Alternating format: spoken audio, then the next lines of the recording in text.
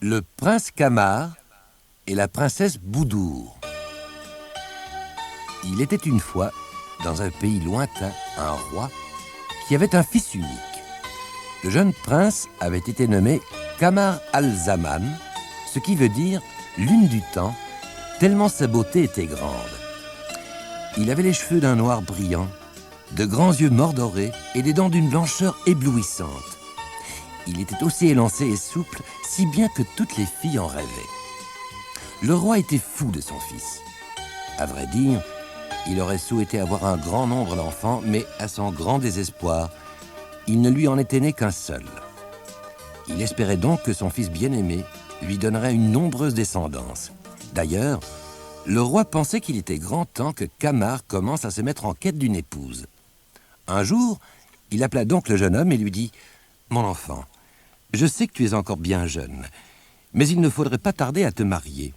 Je suis déjà âgé et avant de mourir, je voudrais qu'une foule de petits-enfants égaie mes vieux jours. J'ai déjà sélectionné pour toi quelques princesses susceptibles de te convenir. Tu choisiras parmi elles celle que tu préfères. » Le vieux roi pensait en effet que son fils serait content de pouvoir bénéficier de cette liberté. Ce n'était pas du tout la coutume de ce pays de laisser les jeunes gens choisir seuls leur futur conjoint, et les parents se chargeaient toujours pour eux de cette mission délicate. Mais le roi adorait son fils et voulait lui faire plaisir à tout prix.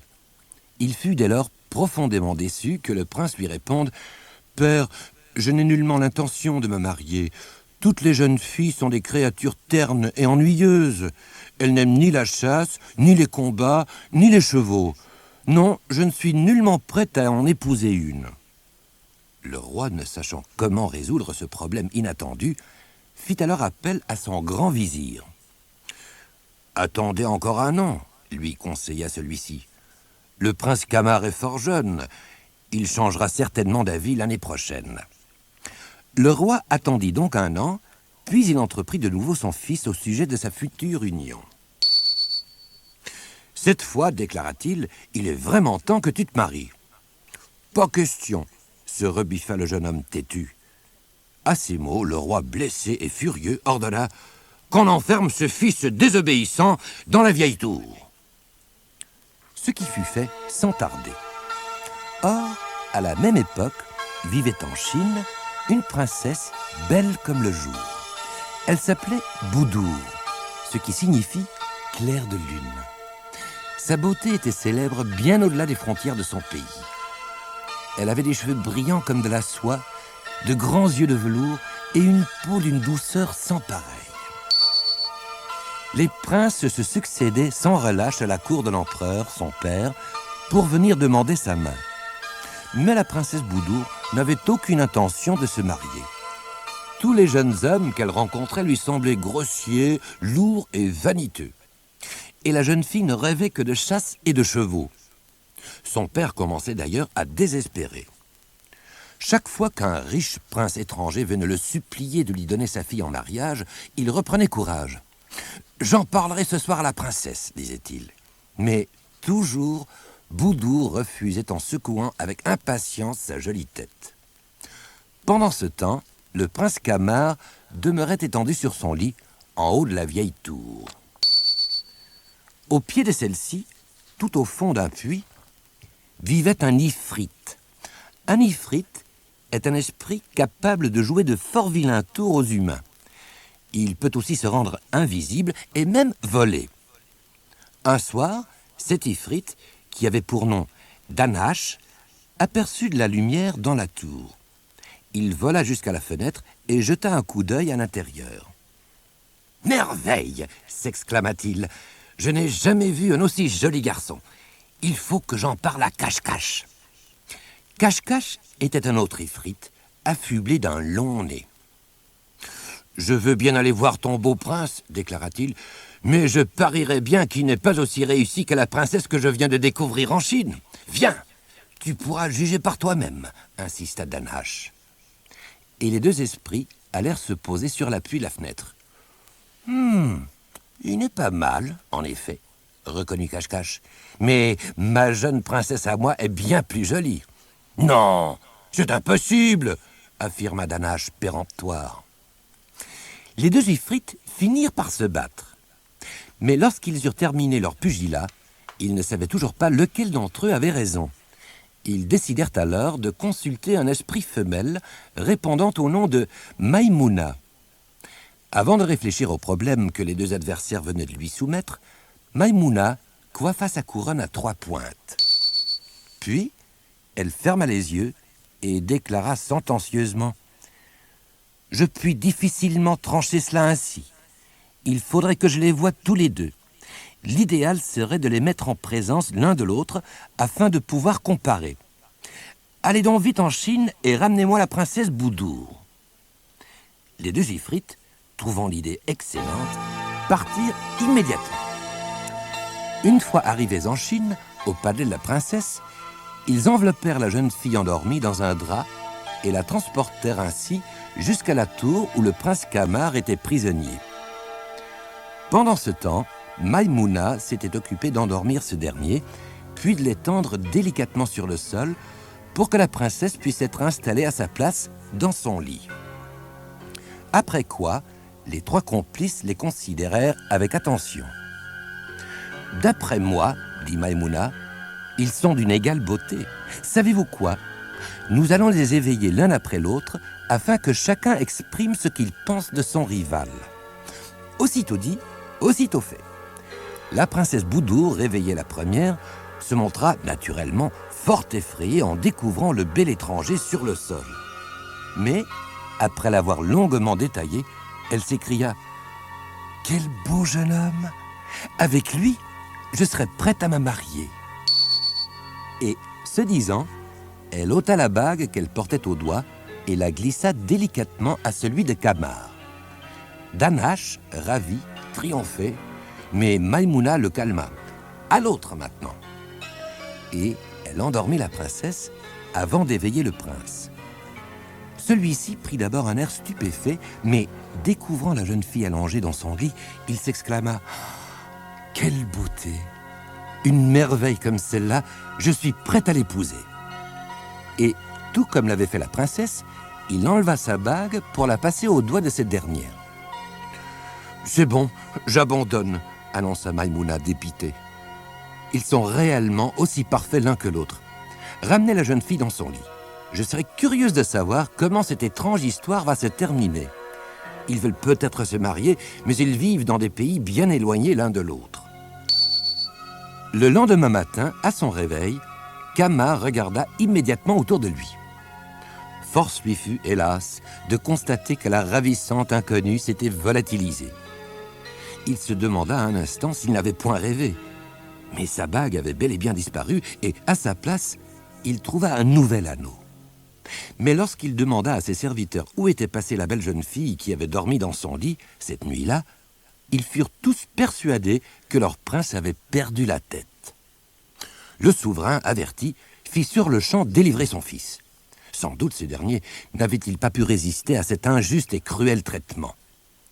Les meilleurs médecins du pays furent appelés au chevet du prince. Mais aucun d'entre eux ne constata quoi que ce soit d'anormal et Kamar finit par s'énerver.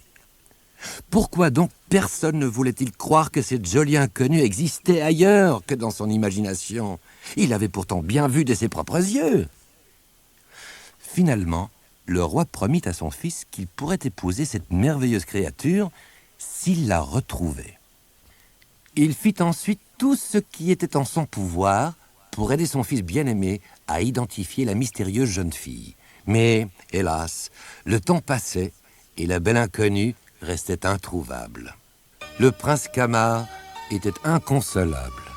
Il ne mangeait plus, ne dormait plus, mais restait couché tout le jour, les yeux fixés sur son rêve. Cependant, à la cour de l'empereur de Chine, le désarroi était tout aussi grand. La princesse, en s'éveillant, s'était précipitée chez son père en criant « Père, le jeune homme que vous avez envoyé dans ma chambre cette nuit est tout à fait à mon goût. Je suis même prête à l'épouser. » L'empereur commença par rougir, puis il devint blême. « Je n'ai envoyé aucun jeune homme dans ta chambre cette nuit, » s'étonna-t-il. « Es-tu folle ?»« Pourtant, un très beau jeune homme a dormi près de moi, » insista la princesse Boudour. « Qui était-ce alors » bredouilla l'empereur. « Je n'en sais rien !» répondit la jeune princesse. « Il dormait si bien que je n'ai pas pu le lui demander. » L'empereur, un peu rassuré, conclut alors avec un soupir de soulagement. « Ma chérie, tu as dû rêver. »« Oh non, je t'assure, père !» reprit la princesse. « Regarde mon doigt. Ce jeune homme m'a laissé sa bague. » L'empereur, fort ennuyé, fut persuadé que sa pauvre fille avait perdu la raison. Il fit venir auprès de celle-ci les plus célèbres médecins de l'Empire, qui ne lui trouvèrent évidemment rien. Boudour, heureusement, avait un frère, le noble prince Marzan, qui l'adorait et qui la connaissait mieux que personne. Après être accouru à son chevet, il s'exclama en riant « Ma chère sœur, tu es amoureuse ! Allons, sèche tes larmes et donne-moi la bague de ce jeune homme. Je m'en vais te le trouver, moi. Je te promets que je ne reviendrai pas sans lui. » Le prince Marzan sella son meilleur chameau et se mit en route. Partout, il entendit parler de l'étrange histoire de la princesse Boudour. Mais un mois plus tard, alors qu'il franchissait la frontière d'une contrée lointaine, il s'aperçut soudain que le récit changeait. Les gens, cette fois, se narraient l'un à l'autre à l'aventure du prince Camar. Et celle-ci ressemblait tellement à celle qui était arrivée à sa propre sœur que le prince Marzan s'est dit « Ce Camar est sûrement celui que je recherche. » Et il demanda au premier passant qu'il croisa où il pourrait le trouver. « Son palais se trouve de l'autre côté de l'océan, » répondit le badaud. Sans attendre, le prince Marzan se mit en quête d'un bateau. Il eut de la chance, car il en trouva un sur le point de partir pour le pays du prince. La traversée se passa sans incident, mais juste avant la fin du voyage, une folle tempête se leva. Les vagues étaient tellement hautes qu'elles précipitèrent le navire sur des rochers où il se fracassa lamentablement. Marzan, heureusement, était un excellent nageur. S'agrippant à un morceau de l'épave, il parvint jusqu'au rivage et s'effondra sur la plage, à demi inconscient. Peu après, il fut découvert par un des gardes chargés de surveiller les côtes pour le compte du roi, père du prince Camar. « Qui êtes-vous » lui demanda le soldat avec rudesse. « Je suis le prince Marzan » répondit le jeune homme en se relevant péniblement. « Et d'où venez-vous ainsi » poursuivit le garde, méfiant, en inspectant l'inconnu des pieds à la tête.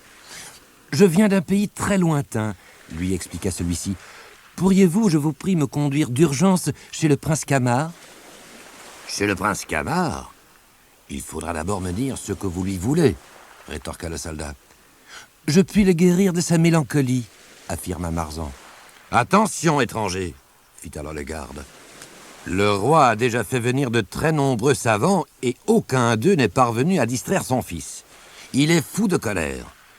Tous prétendent apporter des remèdes miraculeux, mais le pauvre prince est toujours dans le même état. Désormais, quiconque essaiera en vain de le sauver sera décapité sur le champ. Méfiez-vous donc, jeune homme. »« Je n'ai pas peur de perdre la tête, » déclara Marzan en riant. Et il sauta sans hésiter sur le cheval du garde, qui l'amena immédiatement chez le roi. Conduit au chevet du prince Camar, il tendit ensuite à ce dernier l'anneau que sa sœur lui avait confié. Le visage du malade s'éclaira aussitôt d'un large sourire. « Dis-moi, étranger, où donc as-tu trouvé cette bague ?» s'écria-t-il en se redressant sur ses coussins. Marzan lui expliqua que sa sœur, la princesse Boudour, l'avait découverte à son doigt et la lui avait remise. Et il en profita pour vanter la beauté, le charme et toutes les autres qualités de la jeune fille. « Il s'agit sans aucun doute de cet inconnu qui a dormi à mes côtés dans la tour, » jubila le prince Camar. « Certainement, » renchérit Marzan. « Ma sœur m'a parlé d'un jeune homme qui avait passé la nuit dans sa chambre. » À ces mots, le prince Camar sauta de son lit et courut annoncer au roi « Si vous le voulez bien, père, j'accompagnerai le prince Marzan dans son pays pour aller chercher ma fiancée. »« Je ne demande pas mieux, » acquiesça le roi. « Je t'avais d'ailleurs promis que tu pourrais épouser cette merveille si nous parvenions à la retrouver. » Les deux Ifrites, qui étaient restés au chevet du jeune homme sans se faire voir des humains, éclatèrent de rire, enchantés. Ensuite, tout au long du voyage des deux princes, ils veillèrent à ce que tout se passe bien. C'est ainsi qu'un matin, les deux jeunes gens arrivèrent en Chine sains et saufs. Lorsqu'ils entrèrent dans le palais de l'empereur, où Boudour était toujours prostré, le prince Camar fit parvenir à cette dernière un message comportant ces mots. « Voulez-vous m'épouser ?» Et il y joignit la bague de la princesse. Quelques instants plus tard, le prince Camar et la princesse Boudour faisaient des projets d'avenir en échangeant de tendres baisers. Il n'était plus question de chasse ni de chevaux, mais seulement de leur amour. Les belles menteuses. Dans une région très retirée d'un pays qu'on appelle aujourd'hui l'Espagne, vivait il y a longtemps une reine sage et belle. Elle régnait sur un peuple heureux. Ses sujets travaillaient courageusement. Le sol était fertile et l'eau abondante partout. Personne n'avait donc aucune raison de se plaindre. En fait, la reine aurait dû se montrer parfaitement satisfaite. Cependant, tout comme son fils, elle avait souvent l'air soucieux. Car les habitants de cette contrée avaient un étrange et pénible défaut. Ils ne disaient jamais la vérité. Certes, ils n'étaient pas méchants, mais une chose était manifeste. Ils possédaient tous une imagination débordante. De plus, ils se plaisaient à raconter et écouter des histoires rocambolesques. Ce n'était pas seulement dans les petits villages qu'on avait instauré la coutume de se réunir après le travail pour inventer des récits complètement fous. Dans les villes aussi, les gens mentaient pour le plaisir. Même les conseillers de la souveraine ne pouvaient s'empêcher d'exagérer chaque fois qu'ils mettaient celle-ci au courant des affaires locales. Ainsi, un matin, un conseiller annonça sans sourciller « Majesté, il faut que je vous dise que 3 géants ont été vus aux frontières du pays. Ils sont tellement grands qu'ils ont la tête cachée par les nuages. »« C'est impossible !» protesta la reine indignée. « Vous êtes de nouveau occupé à fabuler. » Le conseiller baissa la tête. « Peut-être n'était-il pas si grand que cela, votre majesté, reprit-il, mais il dépassait nettement les arbres. »« Je ne puis toujours pas vous croire, interrompit la souveraine. Si une fois seulement vous disiez la vérité. »« Ils avaient sûrement 3 mètres de haut, insista le conseiller. Puis, comme la reine secouait la tête d'un air excédé, il grommela. Je vous assure que c'étaient 3 hommes assez grands. La souveraine, essayant de ne pas s'énerver, s'adressa alors au 2e de ses conseillers. « Et vous, qu'avez-vous à m'exposer ce matin ?» Le 2e conseiller s'avança. « J'ai de bonnes nouvelles au sujet de la pêche, majesté, » répondit-il. « Tous les poissons pêchés aujourd'hui ont la queue ornée de diamants. »« Oh, comment pouvez-vous essayer de me faire croire de telles balivernes ?» se fâcha la reine. Le second conseiller baissa à son tour la tête, un peu ennuyé tout de même. « J'ai peut-être exagéré, reconnut-il. Un poisson seulement avait la queue endiamantée. Mais en plus, il avait les yeux en rubis. » La reine se désespérait. « Allons, ordonna-t-elle. Dites-moi vraiment quels sont les résultats de la pêche. » Alors le conseiller avoua. Il n'y avait peut-être pas de pierres précieuses, mais seulement une grande abondance de poissons. « Voilà qui est mieux, » conclut la souveraine avec douceur. Lorsque vint le tour du 3e conseiller, le plus vieux et le plus sage, la reine lui demanda son avis concernant une éventuelle épouse pour son fils, le beau Rodrigo. « Majesté, » commença le vieux conseiller, « nous avons reçu ce matin 100 portraits de jolies jeunes filles. » La souveraine lui lança un regard sévère. « 100 portraits ?» répéta-t-elle. Le vieux conseiller, qui pour une fois avait dit la vérité, devint écarlate en voyant que la reine ne le croyait pas. Il n'avait pourtant exagéré en rien. « Majesté, reprit-il vexé, vous n'avez tout de même pas oublié que votre fils doit absolument se marier et que vous-même m'aviez confié la mission de... » Mais la reine ne l'écoutait plus. Elle s'était levée et faisait les 100 pas dans la salle du trône, sa robe de soie bruissant furieusement derrière elle. Ce n'est plus possible, se disait-elle. Il n'y a même plus moyen d'avoir un entretien normal avec mes propres conseillers. D'abord cette histoire de géant à la frontière, puis ces sornettes à propos de poissons miraculeux. Et comme si ce n'était pas assez pour une seule matinée, voilà maintenant qu'on vient me parler de 100 portraits de jolies filles. Mais au fait, qu'avait répondu son vieux conseiller? En y réfléchissant bien, elle croyait en effet se souvenir d'avoir demandé qu'une série de portraits leur soit présentée. Ainsi son fils pourrait choisir une épouse digne de lui. Mais il restait à savoir s'il y en avait réellement 100. Plongée dans ses pensées, la reine rejoignit machinalement l'aile réservée du palais où le jeune Rodrigo avait ses appartements. Le prince était un beau garçon qui se préparait avec le plus grand sérieux à sa future fonction de roi. Il souhaitait être capable de succéder à sa mère lorsque celle-ci deviendrait trop âgée pour régner, et il avait bien l'intention de faire tout ce qui serait en son pouvoir pour assurer le bonheur de son peuple. C'est pourquoi lui aussi se faisait de réels soucis à propos du vilain défaut de ses sujets. Quand la reine entra, elle vit son fils, l'air perplexe, occupé à contempler sur son bureau une série de portraits. Quel ne fut pas son étonnement de constater, en se penchant à son tour, qu'ils étaient numérotés de 1 à 100. Le vieux conseiller avait bien dit la vérité. Y aurait-il donc encore de l'espoir ? Se demanda-t-elle, tandis que l'ombre d'un sourire se dessinait sur ses lèvres pincées. « As-tu trouvé une jeune fille qui te plaise ?»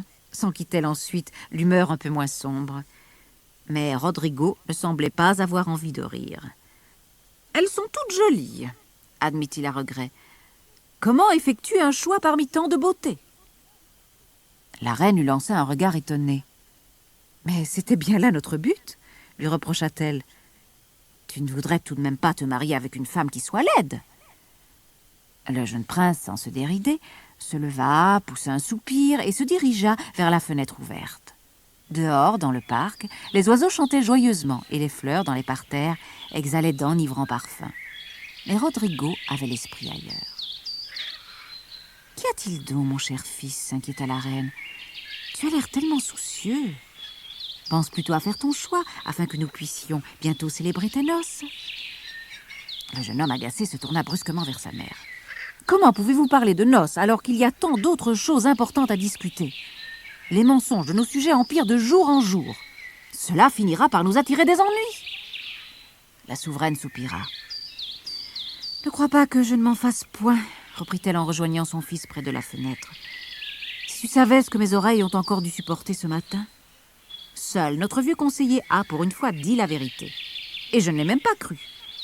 Mais il semble qu'il s'agisse là d'une nette amélioration, non ? » « Je pense plutôt qu'il a été sincère par erreur, » s'écria le prince. « Ce vieillard est tellement sénile qu'il ne sait plus ce qu'il raconte. Non, moi, je n'ai guère d'espoir de les voir changer. C'est pourquoi, ajouta-t-il, je ne vais épouser aucune de ces jeunes filles. Je veux bien admettre qu'elles sont fort attrayantes. Mais une chose est certaine, elles mentent toutes. Et je refuse d'avoir à mes côtés une femme en laquelle je ne pourrais avoir confiance. Les histoires, c'est bon pour les écrivains. Et même un brin d'exagération n'a jamais fait de mal à personne. Mais la manière dont nos sujets maltraitent la vérité, non, je ne puis plus la supporter. » Le regard de la reine alla des portraits à son fils et de son fils au portrait. « Mais ce sont là les filles des 100 meilleures familles du pays, » protesta-t-elle un peu affolée. « Où vas-tu donc trouver une épouse idéale ?» Rodrigo posa la main sur l'épaule de sa mère d'un geste rassurant. « Je ne voulais pas vous effrayer, ma mère, dit-il un peu contrit. Mais j'ai décidé de n'épouser qu'une jeune fille qui dirait toujours la vérité. Et si ses origines sont moins nobles, je ne l'en aimerai pas moins pour autant. Je préfère une pauvre sincère à une noble menteuse. » « Cela est bien dit, » admit la reine, qui en fait était entièrement d'accord avec son fils. « Mais comment vas-tu éprouver la sincérité de ta future épouse ? As-tu une idée ? » « J'ai l'intention de voyager à travers tout le pays, » expliqua le prince. « Et je ferai passer un test de vérité à toutes les jeunes filles que je rencontrerai. Si je ne découvre pas la perle rare, tant pis, » conclut-il. « Je préfère rester célibataire qu'épouser une jeune fille qui fabulera et me mentira à longueur de journée. Personne ne me fera changer d'avis. » La reine laissa échapper un soupir. Elle espérait de tout cœur que son bien-aimé Rodrigo ramènerait au palais une épouse à son goût. Mais elle n'osait plus y croire vraiment. Quelques jours après cet incident, les préparatifs du voyage princier étaient terminés. Personne n'en connaissait la raison exacte et les bruits les plus insensés circulaient une fois encore à ce propos. Chacun s'en donnait à cœur joie. Certains inventèrent que le prince avait renoncé au trône et partait se retirer dans un lointain couvent. D'autres étaient convaincus qu'il allait établir des relations commerciales avec des pays étrangers. Mais personne n'imagina la vérité, qui était cependant toute simple et logique. Une fois venu le jour du départ, la mère et le fils se firent des adieux émus. Si la reine doutait quelque peu du succès de l'entreprise, le prince restait confiant dans l'avenir et s'éloignait avec l'espoir de réussir. « Fais bien attention à toi, Rodrigo !» lui recommanda la souveraine, le cœur serré. Mais le jeune homme éclata de rire et partit sans plus attendre, sous l'œil attendri de sa mère, qui lui fit signe très longtemps encore. Quand reverrait-elle son fils? Et reviendrait-il avec la femme de ses rêves? Elle ne pouvait que prier et attendre. Rodrigo avait éperonné son cheval et il galopait le long d'une route entre de vastes champs de blé, parcourus de frais ruisseaux murmurants et bordés de hauts peupliers. Une petite brise d'été agitait les épis dorés qui saluaient le prince au passage. Très haut dans le ciel d'azur, une alouette chantait. Les paysans qui travaillaient dans les champs s'octroyaient un instant de répit pour regarder passer le fier cavalier. Mais du fait que Rodrigo se trouvait déjà loin du palais, aucun ne reconnut en lui leur futur souverain. Après quelques heures de galop, le prince arriva en vue d'un petit village construit sur la rive d'un lac. Avant de disparaître, le soleil baignait ces pauvres habitations d'une mystérieuse lumière orangée. Rodrigo découvrit alors, derrière de grands arbres, une ravissante demeure qui se distinguait nettement des autres à l'aspect plutôt misérable. Elle était construite dans un marbre précieux, d'une blancheur immaculée. On aurait dit un petit palais, avec ses colonnes ouvragées, ses fenêtres aux jolis vitraux et ses balcons ornés de fleurs somptueuses. À l'une des fenêtres, le prince aperçut une jeune fille, d'une beauté absolument exceptionnelle. En voyant ainsi arriver Rodrigo, l'inconnu se pencha. « Bonsoir, gentil cavalier. D'où venez-vous ainsi ?»« De très loin, » répondit le prince, tout en levant vers la magnifique jeune fille un regard ébloui. Cette dernière sourit. « Vous devez être fatigué. Puis-je vous inviter chez moi? Vous pourrez vous y reposer un peu, » proposa-t-elle. Cette invitation comblait Rodrigo, qui imaginait déjà cette beauté à ses côtés. « J'avais précisément l'intention de chercher un endroit pour passer la nuit, affirma-t-il. Je me ferai donc un plaisir d'accepter. » Le jeune homme sauta de son cheval, qu'il confia à un palefrenier, et pénétra dans l'étrange maison. La belle jeune fille l'accueillit chaleureusement dans le hall d'entrée. « Il faut à présent que je sache si cette merveille n'est pas aussi menteuse que les autres, » se disait Rodrigo, tout en suivant son hôtesse vers une vaste salle où une table était dressée. De son côté, la jeune fille cherchait la manière de retenir un aussi joli et noble garçon, car elle était convaincue que son visiteur n'était point un jeune homme comme les autres. Après le repas, très savoureux et fort copieux, tous deux s'assirent devant la cheminée pour bavarder au coin du feu. « Mes terres s'étendent tout autour du lac et vont même jusqu'aux collines, » expliqua Galania, car tel était le nom de la jeune fille. Et elle affirma cela d'une façon telle que Rodrigo ne songea pas un instant à douter de ses dires. Au contraire, il était ravi et croyait avoir déniché la femme de ses rêves. Il fallait pourtant qu'il lui fasse passer le test de la vérité. Quand elle l'aurait réussi, il lui demanderait de le suivre. « J'ai trouvé votre repas délicieux, » commença-t-il. « Mais je me demande si mon cheval a bien été nourri comme il faut. Sinon, il faudra que je reparte sur le champ. »« Et que mange-t-il, votre cheval ?» lui demanda aussitôt la jeune fille avec empressement. « Aramo se nourrit de fins roseaux qui croissent le long des ruisseaux par les nuits de pleine lune. Ils sont très tendres et ils luisent comme de l'argent pur. » Galania éclata de rire. « Oh, s'il ne lui faut que cela, Mon lac est bordé de ce genre de roseaux. Je vais envoyer un de mes domestiques en cueillir en abondance. Ne craignez donc pas que votre Aramo meure de faim. » Rodrigo approuva de la tête tout en retenant une grimace de déception. Car les roseaux d'argent n'existaient nulle part. Il avait inventé cette histoire de toutes pièces afin de tester la sincérité de son hôtesse. Et Galania avait menti en prétendant que son domestique se chargerait d'en cueillir pour lui. Le lendemain, tôt matin, comme il le craignait, il ne trouva dans la mangeoire de son cheval que du foin tout ordinaire. Aramo avait d'ailleurs l'air parfaitement satisfait, puisqu'il s'agissait là de son menu habituel. Avec une certaine précipitation, le prince prit congé de la menteuse. « Il est bien regrettable qu'elle ne soit pas plus honnête, » soupira-t-il tout en s'éloignant. « Elle était si belle. » De son côté, Galania, en saluant son hôte de la main, déplorait « Quel dommage que ce prince dise n'importe quoi. Des roseaux d'argent. Où a-t-il été chercher pareille invention? À part cela, il était vraiment séduisant. Je le regretterai. » Cependant, Rodrigo poursuivait sa route. Il traversa une région boisée, puis il franchit des collines.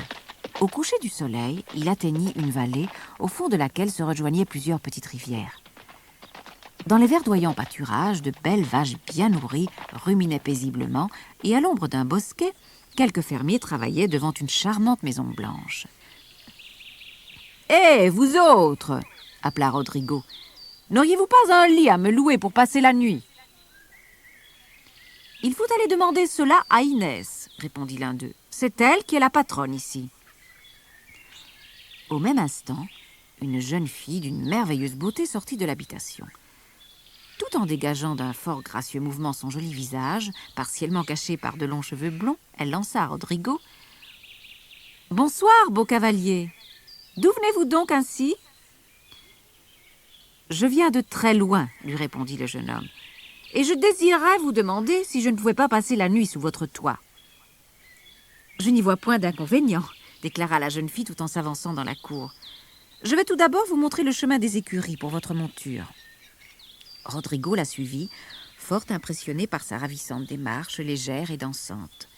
À chaque pas, ses souples cheveux dorés ondulaient harmonieusement. « Quelle beauté !» pensa-t-il. « Je crois que j'ai trouvé la reine idéale. » « Quel élégant jeune homme !» se disait de son côté la blonde Inès. « Il faut que je parvienne à le retenir ici le plus longtemps possible. Si je le reçois bien, peut-être aura-t-il envie de rester pour la vie. » Et elle poursuivit à haute voix. « Ce serait un honneur pour moi si vous acceptiez de passer ici quelques jours. En tant que propriétaire de ce grand domaine qui nous entoure, je mène une vie assez solitaire. Un peu de compagnie serait la bienvenue. » « La durée de mon séjour ne dépend pas de moi tout seul. Il faut aussi que je tienne compte de mon cheval, » lui dit Rodrigo. Inès le fixa d'un air interrogateur.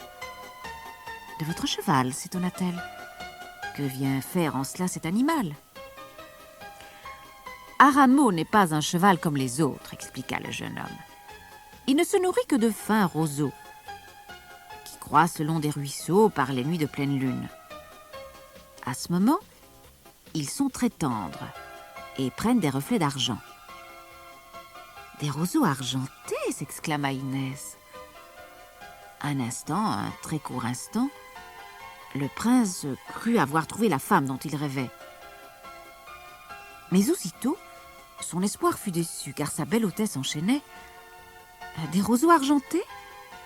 Mes chevaux n'en veulent pas, ils ne mangent que des roseaux dorés. Mais si votre monture est habituée aux roseaux d'argent, cela ne pose aucun problème. Je vous en fournirai sans peine. Les rives qui bordent mes ruisseaux en sont couvertes. Il suffit que j'envoie un de mes valets en couper quelques brassées, ajouta-t-elle. Ne craignez rien, Aramo ne mourra pas de faim. » Rodrigo se contenta d'acquiescer sans même prononcer un mot. Cette jeune fille apparemment si parfaite était capable de mentir sans ciller ni rougir. S'il n'avait pas été le premier à savoir que les 10 roseaux n'existaient que dans sa seule imagination, il aurait été prêt à la croire. Dommage, elle était si belle. Il l'aurait volontiers emmenée dans son palais. Mais il ne laissa rien paraître de sa déconvenue, et suivant la blonde Inès dans la salle à manger, il tenta de faire honneur à l'excellent repas qui lui fut servi. Tout en mangeant, il écoutait le joyeux babillage de son hôtesse. Pas de doute, elle savait recevoir, même si la moitié au moins de ce qu'elle racontait était faux. Pourtant, celle-ci non plus ne serait jamais sa reine, c'était exclu. Le repas terminé, Rodrigo se leva. Il souhaita une bonne nuit à la jeune fille et suivit le domestique chargé de lui indiquer sa chambre. Le voyage l'avait fatigué et il souhaitait pouvoir se coucher de bonne heure. Le lendemain, il remercia Inès pour son aimable accueil et sauta sur son cheval, qui avait mangé du foin et non des roseaux d'argent. « Quel fou !» se dit la jeune fille en regardant son invité s'éloigner. Cela mis à part, je le trouvais fort à mon goût. Mais qui a jamais nourri son cheval de roseaux d'argent? Bientôt, Rodrigo atteignit le littoral. Là, du haut des dunes, il contempla les vagues légères qui scintillaient au soleil couchant. Mais il était incapable de jouir de cet harmonieux tableau que lui offrait le paysage. Il se sentait envahi d'un indicible désespoir, car il venait d'atteindre la limite du royaume sans avoir trouvé la femme de ses rêves. Un vent frais déposait sur ses lèvres de fines gouttelettes salées. Les mouettes riaient dans le ciel et, de temps en temps, elles plongeaient en piqué pour attraper des poissons. Sur la plage, un groupe de pêcheurs réparait leurs filets, tandis qu'une jolie rousse les aidait, tout en chantant d'une voix radieuse une ancienne complainte populaire. Lentement, Rodrigo se rapprocha du groupe. Un vieil homme, aux yeux d'un bleu délavé et à la longue barbe blanche, lui demanda « Qui êtes-vous, fier cavalier? Et que cherchez-vous » ? « Mon nom est Rodrigo, » annonça le prince, « et je cherche un toit pour ce soir. Je préfère m'arrêter maintenant, car une fois la nuit tombée, je risque de ne plus rien trouver. »« Peut-être pourrions-nous vous aider ?» suggéra alors la jeune fille à la chevelure de feu. Ce disant, elle fixait le vieillard d'un air interrogateur. Lorsque ce dernier eut approuvé de la tête, elle poursuivit. « Notre chaumière est minuscule, mais propre, et ce soir, nous mangerons de la soupe de poisson. Si cela vous tente. »« Soledad est ma petite fille, » ajouta fièrement le vieux pêcheur, « et je vous recommande sincèrement la soupe qu'elle vous a proposée. »« J'y goûterai très volontiers, » assura Rodrigo. « De plus, si vous m'expliquez comment faire, je vous aiderai avec plaisir à réparer vos filets. Ainsi, j'aurai un peu l'impression de mériter mon repas. » « Croyez-vous que vous y arriveriez ?» s'enquit la jeune fille avec une moue un peu narquoise. En regardant les mains de Rodrigo, elle avait en effet constaté qu'il avait la peau blanche et délicate, comme s'il n'avait jamais travaillé de sa vie. « Ce doit être un étudiant, » conclut-elle. « Un jeune homme qui ne gagne pas encore son pain quotidien et doit se débrouiller seul avec une maigre bourse. »« Si vous le souhaitez, » proposa-t-elle, « vous pourrez peut-être trouver du travail sur le bateau de grand-père. » Comme elle est compréhensive et serviable, apprécia Rodrigo.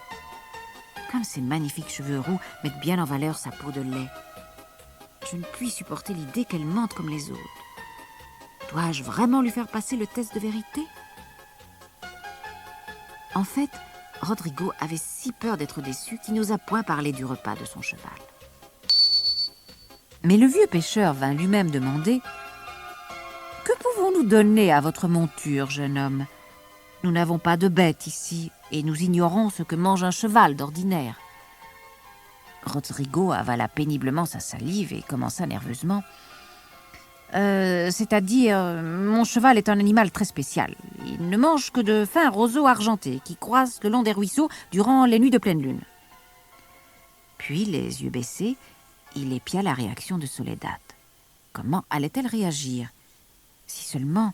Mais il n'eut pas longtemps à attendre. La jolie rousse rejeta dans son panier le poisson qu'elle venait de choisir. Ensuite, mettant les poings sur les hanches, elle apostropha Rodrigo tandis que ses yeux lançaient des éclairs. « Vous croyez sans doute pouvoir vous moquer impunément de pauvres pêcheurs. Des roseaux d'argent. Et votre cheval ne mangerait que cela ?»« Pourquoi pas ?» répliqua le prince au supplice. « Parce que d'après moi, cela n'existe pas des roseaux d'argent, » rétorqua la jeune fille. « Honnêtement, je n'ai jamais entendu parler de pareilles plantes. Et je commence tout doucement à penser que vous êtes un fieffé menteur, mon beau cavalier. » Jamais Rodrigo n'avait été si heureux. Il avait enfin trouvé la femme de ses rêves. La jolie rousse serait reine. « Écoutez, commença-t-il. » Et il lui expliqua en détail le but de son voyage secret. Puis, rayonnant, il plongea son regard dans celui de Soledad. « Voulez-vous m'épouser » demanda-t-il, sûr de la réponse. Mais il se passa alors quelque chose que le jeune homme n'avait pas prévu.